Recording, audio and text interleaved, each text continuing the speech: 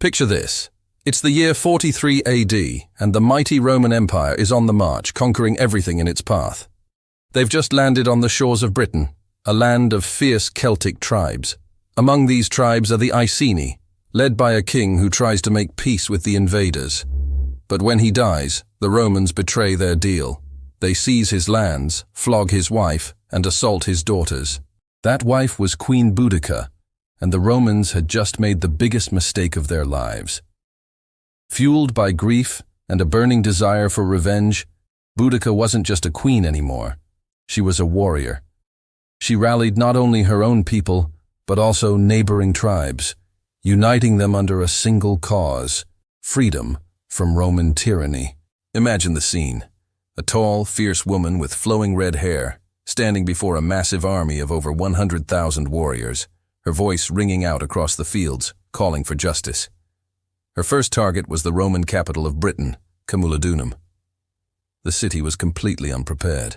Boudica's army swept through like a storm, leaving nothing but fire and ruin in their wake.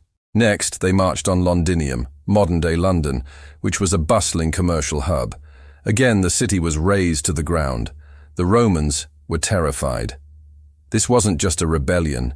It was an all-out war led by a woman they had profoundly underestimated. For a moment, it seemed like Boudica might actually drive the Romans out of Britain for good. But the Roman army was known for its discipline and strategy. The Roman governor, Suetonius Paulinus, gathered his legions for one final decisive battle. Though heavily outnumbered, the Romans chose their battlefield carefully, a narrow gorge that prevented Boudica's massive army from surrounding them. The battle was brutal and bloody. The superior training and tactics of the Roman soldiers eventually turned the tide.